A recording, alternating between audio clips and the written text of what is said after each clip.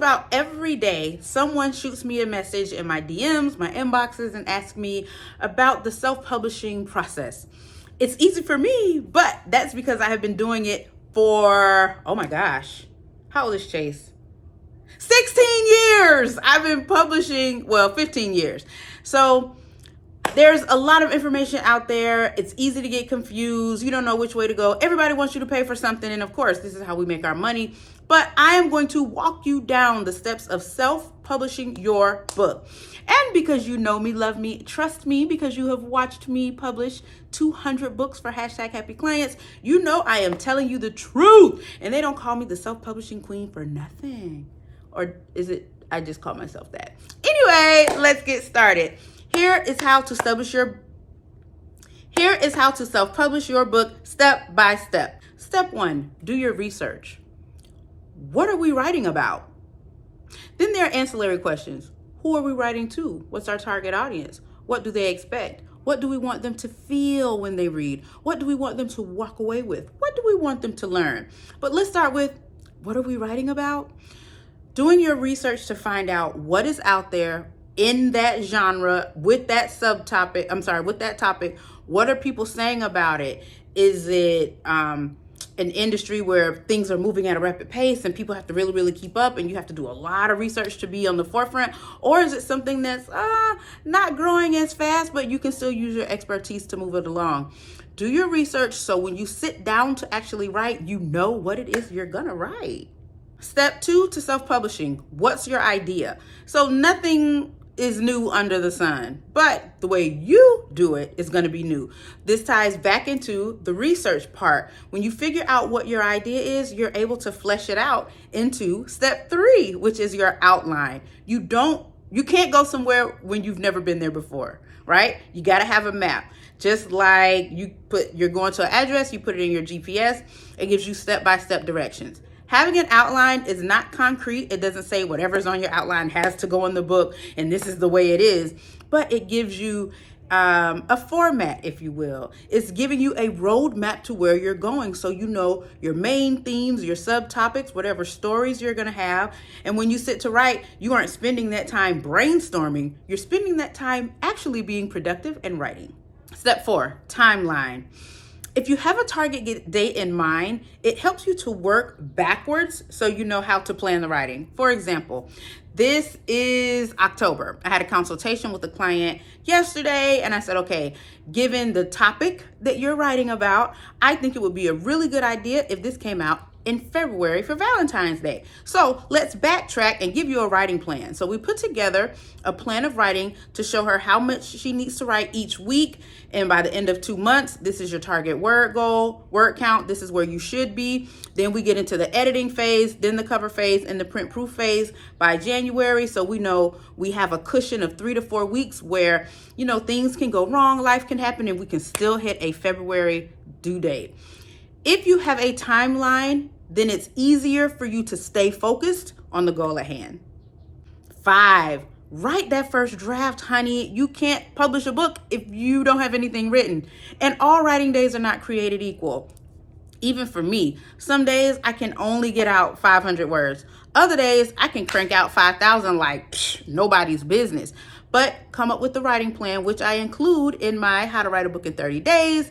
And it will help you to strategically plan out the time you need to get to writing. Step 6 to self-publishing your book.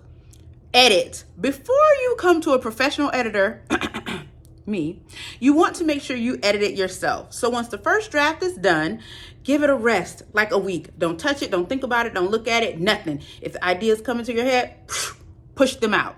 Then reread through. When you reread, you're reading as not only the author, but as your target audience, as your reader.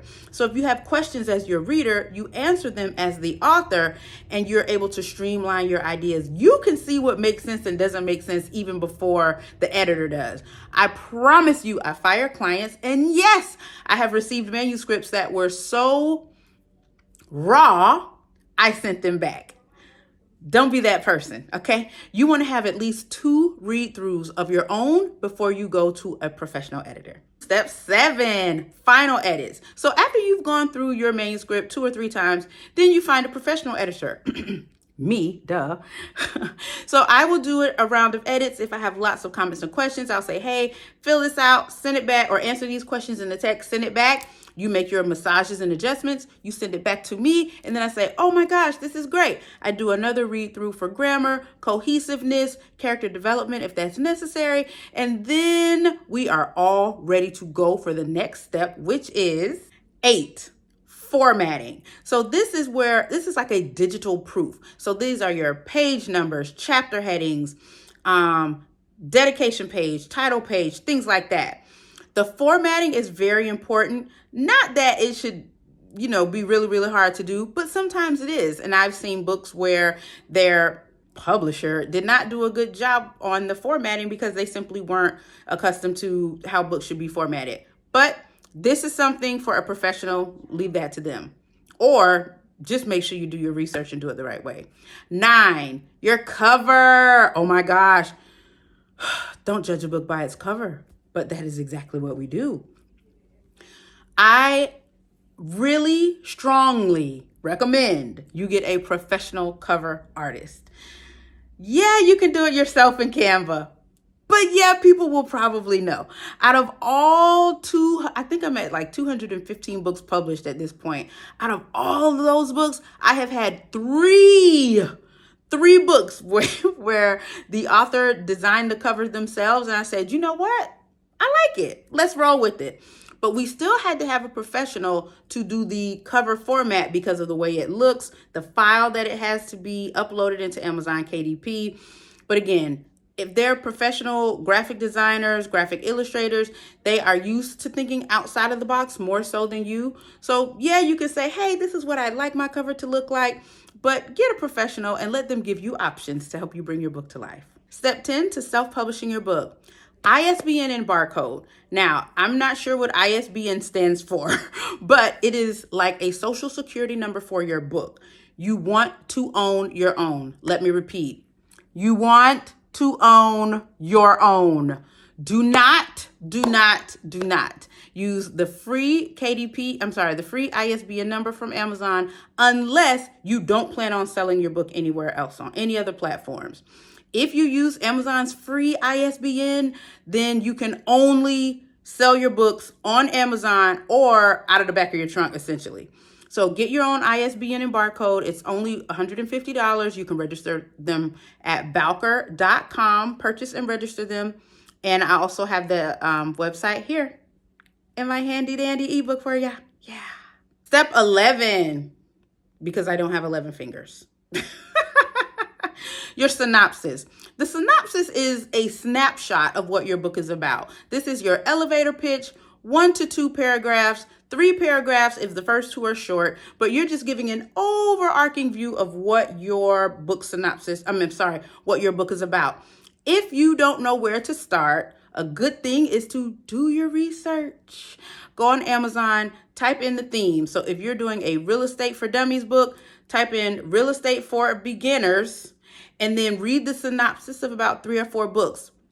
When you see those keywords and industry-specific jargon in those synopsi, then a synopsis with an E, not synopsi. Okay, anyway, when you see those, I told y'all I'm a grammar snob. When you see those, read each different synopsis, you will begin to, get your wheels flowing, get your wheels going in the right direction, and you'll be able to come up with something. If not, hit me up. I do synopsis as well. I prefer to only do it for my publishing clients, but I can help you out. And last but not least, step 12 for self-publishing your book is by all means get a print proof. A print proof is a copy, a physical copy of the book, what it's going to look like, how it feels, how the colors feel. Make sure, for my clients, I make sure the formatting is correct. Things are aligned. Sometimes you can have let's say you're indenting all your paragraphs and you see one paragraph that's not indented. You didn't catch it on the digital copy, which is on your computer, but you can catch it in a print proof. I highly, highly, highly recommend getting a print proof and doing another edit. For my self-publishing clients, this is not negotiable. It is a part of their package. Every client gets a print proof, and depending on who the client is and what they're planning to do with the book, sometimes I give them multiple print proofs. They might have to send it to their lawyer, legal team, their manager, what have you. But a print proof is absolutely positively necessary. This is, again, just double checking the book looks the way it's supposed to look. If not, edits can still be made to the cover, to the synopsis, as well as the interior. Go on and spruce that thing on up before you finally upload it and make it live. I hope this video helped you by teaching you a quick overview of the self-publishing tips from the rooter to the tutor. If you need any more help, go get this ebook on my website, or you can shoot me a DM and become one of my #happy clients. Happy writing.